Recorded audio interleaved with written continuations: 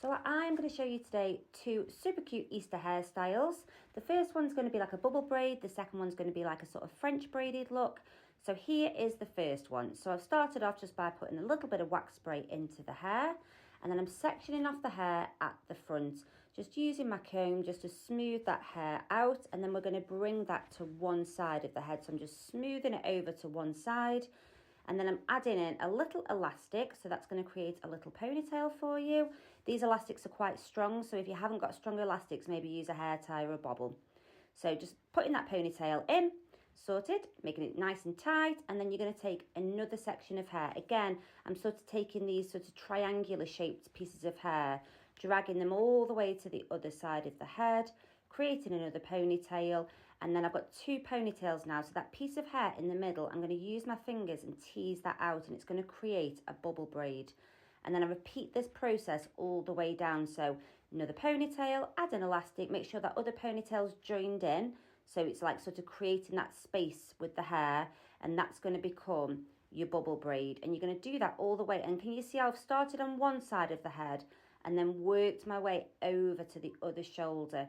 Now you could just leave it in a ponytail at this point, or you can continue that all the way down. I just went for a ponytail, and then I added in some really cute accessories. So I sort of mixed it up with a few little bunnies from Amazon, and then I also put in some gypsophilia, some little bits of flowers, just to make it look super Eastery and summery.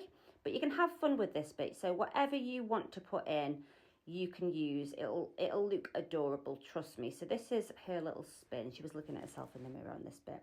Super cute. You can pair it up with like a little matching top. So that is style one all complete, and now we're going to move on to style two. So you're going to start off by parting the hair, but instead of going straight down the centre, you're going to do like a little zigzag part, and that's just going to soften this style up. Then I want you to take half the hair and tie it up like so. And then we're going to do a French braid. So it's just 3 strands crossing over the middle, and then you're going to add in hair. So I'm adding in from that side, cross over the middle. And then before you go any further, you're going to start teasing out this braid. So I just want you to keep adding in hair, crossing over the middle and teasing out. You can sort of decide how big you want this braid to be, but you'll do that all the way down. Now, what I want you to think when you're braiding is you need it to be tight enough that it doesn't become loose, but you want it to be just soft enough so you can tease this braid out. So don't braid too tightly with this style. So I'm just working my way down the hair now, and I'm just teasing out. I'm teasing out the center of the braid and the edges of the braid. You can make this a bit messier if you want to, no problem. And then you'll just tie an elastic at the end of this braid. Then we come to the other side. So again, 3 strands, cross over the middle, one more time, cross over the middle, and then you're going to add hair into that section that you've just crossed over the middle. And then you pick up your middle section, and then you take the other outside section over and across like so. And again, you're going to hold that braid and just tease out with your fingers. Take your time, make sure the hair's detangled so you haven't got any kind of knotty bits in there, and you work your way down. Now, when you come to the nape of the neck, you're going to take a looped hair tool. You're going to take the section that's closest to the other braid, pull it through that looped hair tool, so I think it's called a topsy tail, and then you're just going to pull it through the other braid.